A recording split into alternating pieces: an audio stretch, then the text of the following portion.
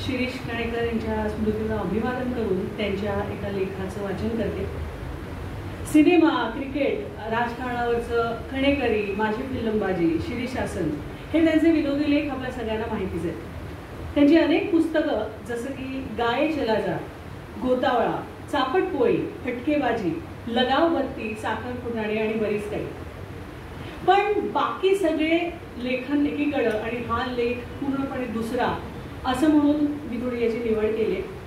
तर या लेखामध्ये म्हातारपण म्हणजे वार्धक्याचं नुसतं आर्थिक नियोजन हे पुरत नाही, मानसिक किंवा शारीरिक नियोजनही लागतं. पण कधी कधी हे सगळं असूनही अखेर ती पायवाट संपते तेव्हा आपल्यासोबत कोणीच नसतं, कारण आपण तेव्हा काल सुसंगत राहिलेले नसतो. या लेखामध्ये नुसता नॉस्टॅल्जिया वगैरे नाहीये, तर एक प्रामाणिक कथन आहे, काहीसं आत्मपरीक्षण सुद्धा आहे. आपल्या अमेरिकेतल्या नातवाला आपलं कर्तृत्व माहीत नाहीये हे लिहिताना त्यांचा अतिशय सूर विलक्षण लागतो. लाईमलाईटमधून बाहेर गेल्यानंतर आपल्याला करमत नाही आणि मग उलट एखाद्यावर फोनवर बोलताना आपण कसे रागावतो याची सुद्धा कबुली त्यांनी या लेखात दिली. सामना या वृत्तपत्रातला शिरीषजींचा हा लेख आहे. 9-10 वर्षापूर्वी माझं आत्मचरित्र प्रसिद्ध झालं, मी माझं मला. म्हणजे आता मीही 9-10 वर्षांनी वयानं वाढलो. याला शास्त्रशुद्ध निष्कर्ष काढणे असं म्हणतात. माझे सासरे जे सासूकडे राहायचे ते नेहमी म्हणायचे की गेटिंग ओल्ड इज अ कर्स. म्हातारपण हा शाप आहे. मी हे रोज अनुभवते. वयानं आणि त्या अनुषंगानं येणाऱ्या दुखण्यानी आता खरंच जेरीस आलो. बरोबरीच्या कोणाशीही फोनवर जरी बोललं तरी केवळ एकमेकांच्या दुखण्याचीच देवाणघेवाण होते. समोरच्याला दुखण्यात भारी पाडलं यातच आता विजय वाटायला लागलाय. 4-4 वेळा बोलून देखील एखादा आला नाही तर त्याचं खापर मी माझ्याच म्हातारपणावर फोडतो. कोणाला माझ्यात इंटरेस्टच राहिलेला दिसत नाहीये. मी आता बोलतोही कंटाळवाणा का? हो नाही हो, निदान तेवढा तरी देवानं एक दिलेला गुण शेवटपर्यंत राहू द्या. माझा आत्ते भाऊ प्रत्येक वेळी फोनवर म्हणत असतो, हाय तुझ्याशी बोलणं म्हणजे कसला आनंद असतो रे. तथास्तु तथास्तु, मी आपला पुटपुटतो. पण समाज जीवनातून आपण आता हद्दपार होत चाललोय ही भावना मात्र पोखरते. आता कार्यक्रमासाठी बोलावणी येत नाहीये. राहत्या बिल्डिंग मधल्या जिन्यात कोणी रहिवासी भेटला की विचारतो, कहा थे इतने दिन, क्या अमेरिका में बच्चों के पास गए थे क्या? मी साधा घरातनं सुद्धा हल्लेलो नाहीये इतकं सुद्धा सांगण्या इतका त्याला आता उत्साह माझ्याकडे शिल्लक राहिलेला नसतो. जिना चढणं उतरणं हेही जीवावर येते हे आता मी त्याला सांगत नाही, कारण त्याचं उगाच ते कोरडं चुकचुकणं ऐकणं हे सगळं आता मला नको असतं. न किसी की आंख का नूर हूं, न किसी के दिल का करार हूं. वाचनाला सांभाळता सांभाळता माझ्या आता नाकी नऊ येत आहे आणि मग कधीच तरी मध्येच माझी नाळ सटकते आणि मी वाचकाला काहीतरी वेड विग्रह लिहितो आणि मग तोही चिडून आजपर्यंतच सगळं नातं विसरून मलाही खरमरीत उत्तर लिहितो. ते मात्र आता समोर धरून मी सुन्न होऊन बसून असतो. काय चाललंय काय? न किसी की आंख का नूर हो, न किसी के दिल का करार हो.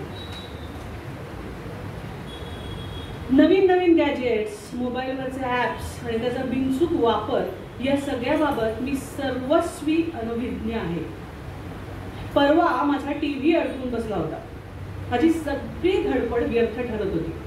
अरे इतक्या रात्री कुठला मेकॅनिक येणार ना. पण मग मी सहजच अमेरिकेतून माझ्याकडे पाहुणी म्हणून आलेल्या माझ्या 7 वर्षाच्या नातीला टीव्ही बद्दल सांगितलं. अतिशय निर्विकार चेहऱ्यानं तिनं रिमोट हातात घेतला आणि काय क्षणार्धात टीव्ही पूर्ववत झाला. काय केलंस? मी अगदी कौतुकाश्चर्यानं विचारलं, पण तिला उत्तर देण्याची गरज भासली नाही. नाहीतरी तिचं इंग्लिश मला कुठं कळणार होतं म्हणा. वर्तमानपत्रातला माझा फोटो पाहून नातीच्या भावानं म्हणजे माझ्या नातवानं मला कुतूहलानं विचारलं, are you celebrity or a criminal?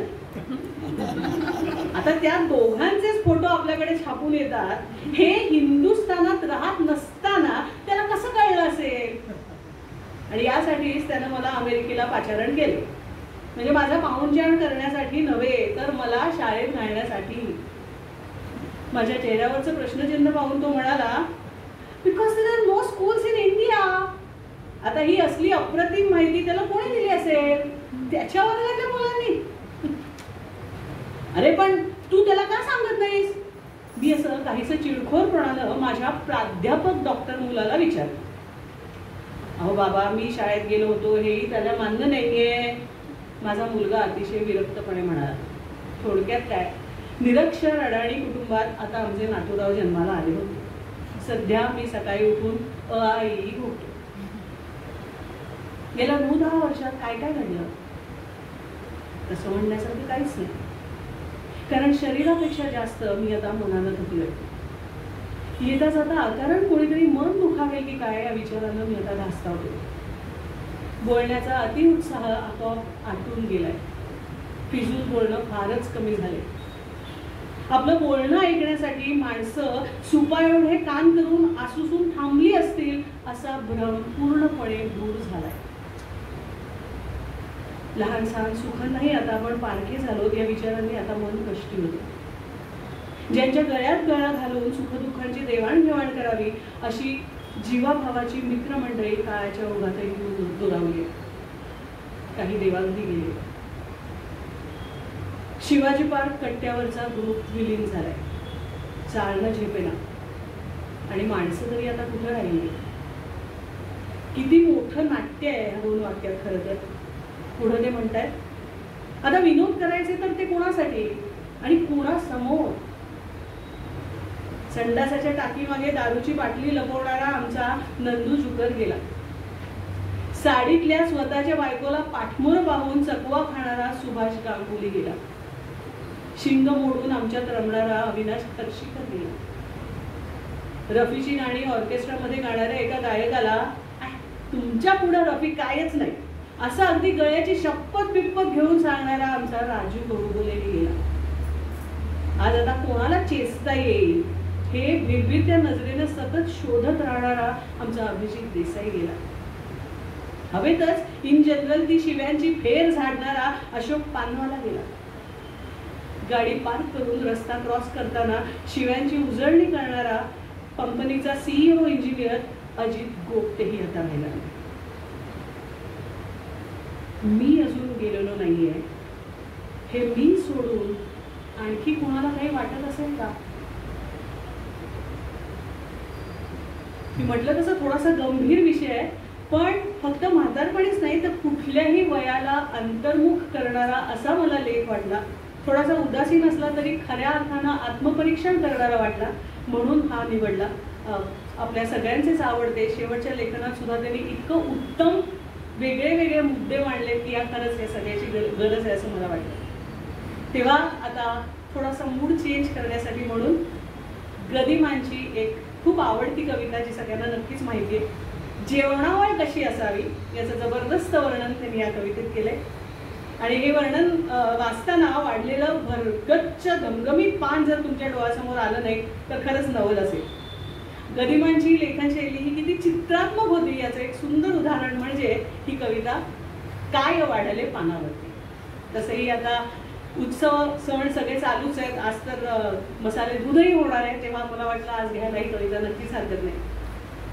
ऐका, काय वाढले पानावरती ऐकून घ्यावा थाट संप्रती. बघा आता काय काय पानात आहे. काय वाढले पानावरती ऐकून घ्यावा थाट संप्रती, धवल लवण हे पुढे वाढले. धवल लवण हे पुढे वाढले, मेतकुट मग हे पिवळे सजले. आले लोणचे बहुमुरलेले आणि लिंबू रस रसलेले. पुढं काय, किसून आवळे मधुर केले, कृष्ण काठचे वांगे आणले, खमंग त्याचे भरीत केले, निरनिराळे चटके नटले. चटण्यांचे बहु नवे मासले संमेलनची त्यांचे भरले. अजून काय? मिरची खोबरे तीसह ओले, मिरची खोबरे तीसह ओले, तीळ भाजून त्यात वाटले. कवठ गुळाचे मिलन झाले, कवठ गुळाचे मिलन झाले, पंचामृत त्या जवळी आले. वासतयांचे हवेत भरले, वासतयांचे हवेत भरले. आहा अंतर्याणा अधीर जाहले. भिजल्या डाळी नंतर आल्या. आता बघा, भिजल्या डाळी नंतर आल्या, काही वाटल्या काही मोकळ्या, काही वाटून सुरेख तळल्या, कोशिंबिरीच्या ओळी जमल्या. शुभ्र काकड्या होत्या किसल्या, मुळा कोवळा मिरच्या ओल्या, केळी कापून चकत्या केल्या, चिरून पेरूच्या फोडी सजल्या. एक रूप त्या दयात झाल्या. आता एवढं सगळं झाल्यावर पुढं काय? भाज्या आल्या आळू घोसाळी, भाज्या आल्या आळू घोसाळी, रान कारली वांगी काळी, सुरण तोंडली आणि पडवळी, चुका चाकवत मेथी कवळी, चंदन बटवा भेंडी कवळी, फणस कोवळा हिरवी केळी. काजूगरांची गोडी निराळी, काजूगरांची गोडी निराळी, दुधी भोपळा आणि रताळी. किती प्रकारे वेगवेगळी. आता इतकं सगळं झाल्यावर अजून काय काय? फेण्या पापड्या आणि सांडगे, फेण्या पापड्या आणि सांडगे, कुणी आणुनी वाढी वेगे. गवल्या नकुल्या धवल मालत्या, खिरी तयांच्या शोभत होत्या, शेवयांच्या खिरी वाटल्या, आमट्यांनी मग वाट्या भरल्या. सार गोडसे रातांब्याचे, भरले प्याले मधुर कडीचे. आता एवढं सगळं झाल्यानंतर कणीदार बहुतूप सुगंधी, कणीदार बहुतूप सुगंधी, भात वाढण्यात थोडा अवधी. असं इतकं छान मस्त वर्णन केल्यावर नक्कीच आपल्याला खायची इच्छा झालीच असेल. तेव्हा पुन्हा एकदा कोजागिरीच्या सर्वांना शुभेच्छा. धन्यवाद.